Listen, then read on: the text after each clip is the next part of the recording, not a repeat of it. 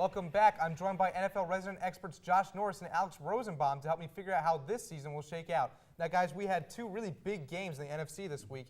The Falcons beat the Packers at home, and the Bears beat the Eagles at home. So, Alex, which was the bigger win of the two? If you did not expect the Falcons to win at home, you're crazy. Matt Ryan, 19-1 at home, and this is locked up home field advantage, so this is a big game. But the Bears game is bigger because now they've beaten the Packers earlier in the season, and now they beat the other team, other team to beat in the NFC, the Eagles. They've proven that they can fight with the big boys after some poor losses to teams like Washington. But this Bears team also lost to the Seahawks earlier in the season. I'm still waiting for Jay Cutler, who has his team in his hands, to regress to last season's form. This is a guy that can't come up in the clutch for this team. He's been able to so far.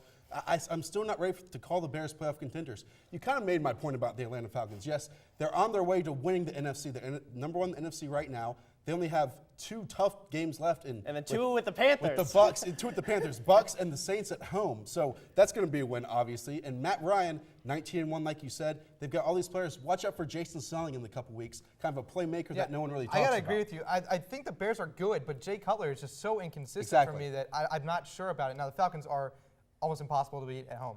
Now, this week, we've got two great AFC matchups with the Jets and the Patriots on Monday Night Football, and, of course, the Steelers and Ravens. Now, both teams, there's great storylines here. The Patriots 5-0 at home, the Jets 5-0 on the road. Right. Who's going to win that game? The Steelers or the Patriots-Jets? The Patriots-Jets. I believe it's going to be the Patriots, just because if you give Bill Belichick and Tom Brady some time, they're going to go and this is the team that Bill Belichick wants to coach. They got rid of Randy Moss. They have the receivers to run the precise routes. It's the coaches beating the other team instead of letting the players go out there and beat what's on the other side of the ball against them.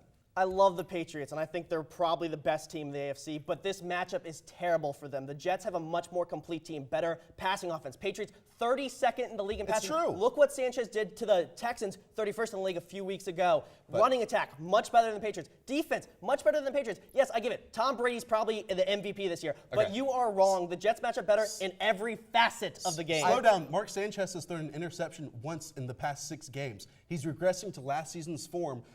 This could be a big blowout game for Mark Sanchez. It's all in his hands in this game. I got to agree. It's on Sanchez, and it's going to be a great game to watch. I honestly can't say who's going to win at this point. Now, Steelers and Ravens, this one's in Baltimore. Right. Who's going to win? It's the Ravens. They already won in Pittsburgh. They've got the better quarterback right now. Flacco has better numbers than Big Ben. He's having a career year for him. He's increased every year. They've got the tough wide receiver in Anquan Boldin. Yes, Ray Rice probably won't have a great game, but the Steelers' pass attack is very weak this year. Big Ben hasn't been stellar. Rashard Mendenhall's all right, but the Ravens' defense is still one of the top in the NFL. They are top half in every statistical category. You made my point for me. Ray Rice is not going to blow up like he hasn't been this whole season. The Steelers have only allowed 64 yards this season, and the key stat to this game, the Steelers are plus 11 in turnover differential. The Ravens, minus 3. Watch out for a lot of turnovers being caused from the outside pass rush on Joe Flacco and causing him either to lose the fumble in the pocket or throw an interception. I think this game is going to come down to Big Ben and his foot, which is injured. If he's not 100% healthy, I think the Ravens are going to try and hit him a lot, and they've done that in the past. Very interesting. So it'll be a very great game to watch. I'm going to take the Ravens. It'll be close, though. I'm saying by a field goal. Time to step away once again, but on the other side of this commercial break, Eric will sit down with Chris Bunn to break down the start of the college basketball season and what players are going to stand out this year. You're watching One-on-One Sports.